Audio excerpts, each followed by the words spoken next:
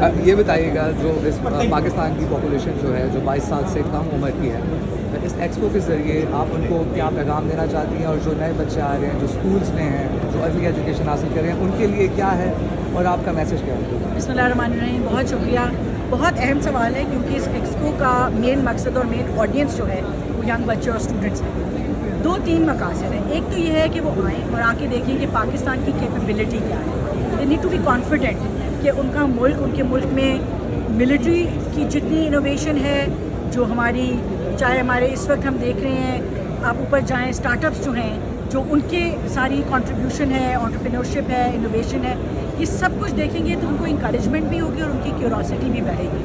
اور اس سے یہ ہوگا کہ اس وقت جو ہمارے ٹریڈیشنل کریئر پاتھس ہیں جو ہمارے بچوں کو نظر آتے ہیں، جب تک یہ بچے بڑے ہو کے ریئل لائف میں آئیں گے، and I am not talking about a decade اور so, I am talking about next year, may be the year after, یہ پورا کا پورا جو ہمارا امپلائمنٹ کا لینڈسکیپ ہے یہ بدل رہا ہے. یہاں پہ آ کے ان کو جو ایک کا ہورائزن براڈ ہوتا ہے، ان کو جو ایکسپوجر دلانے کا مقصد ہے وہ یہی ہے کہ when they're choosing their career path they need to be aware کہ آنے والے وقتوں میں یہ تمام مشینز یہ کسی کی جاب لیں گی نہیں. پہلے تو میں آپ کے میڈیا کے ذریعے اپنے بچوں کو یہ بتانا چاہتی ہوں کہ کسی کی جاب نہیں لیں گی، مگر وہ بچے جن کو یہ ٹیکنالوجیز استعمال کرنی آتی ہوں گی، بنانی آتی ہوں گی، وہ بچے ریلیونٹ رہیں گے for the new age that we're stepping ان.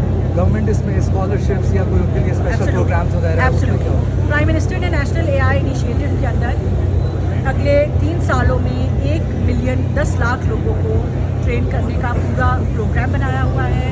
اس سال بھی ویسے ہم نے 1 لاکھ بچہ ٹرین کیا تھا، اور مختلف ٹیکنالوجی میں کچھ لو ٹیک تھی، چپ ڈیزائننگ میں بھی کیا، مگر اگلے 3 سالوں میں 10 لاکھ ٹریننگس یہ پرائم منسٹر نے اناؤنس کی.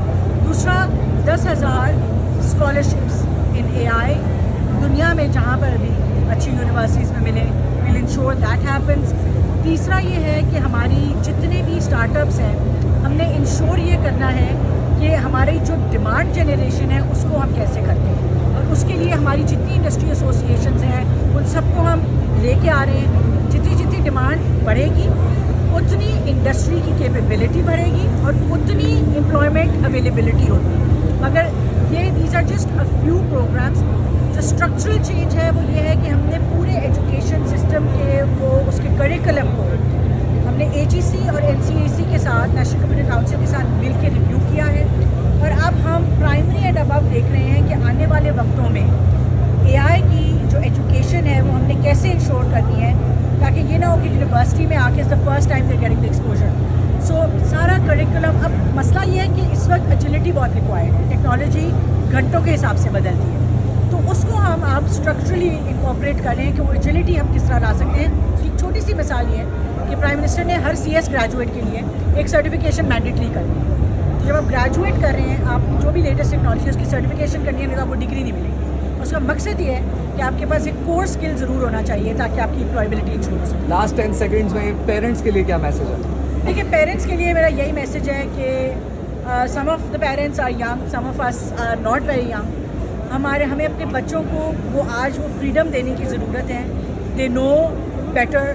سب کے ہاتھ میں اسمارٹ فونس ہیں. آج آپ خود بھی اپنی ریسرچ کریں، بچوں کو کنسٹرین نہ کریں ٹریڈیشنل کریئر پاتھس کے اوپر. ان کو وہ آزادی دیں، ان کی کریٹیوٹی، ان کی کیوریوسٹی کو آج چلنے دیں. میں آپ کو بتاؤں، آج دنیا کے اندر صرف ٹیک ایجوکیشن کے بچے نہیں ہیں جو بڑی بڑی بگ ٹیک کمپنیز میں لگتے ہیں. جان بوجھ کے زوالوجسٹ کو لیتے ہیں. کیوریوسٹی اور کریٹیوٹی جو ہے نا وہ انسان کی یونیکنیس رہ جائے گی. باقی سب کچھ AI کرے گا، ڈاکٹری بھی AI کرے گا، وکالت بھی AI کرے گا، لیکن جو انسان کی کریٹیوٹی ہے نا وہ AI نہیں لے سکتی. So we need to let our children grow, we need to let their curiosity thrive. یہ ہوگا تو ہمارے بچے جو ہیں یہ اڈیپٹ کر سکیں گے نئی ٹیکنالوجیز کو. Thank you.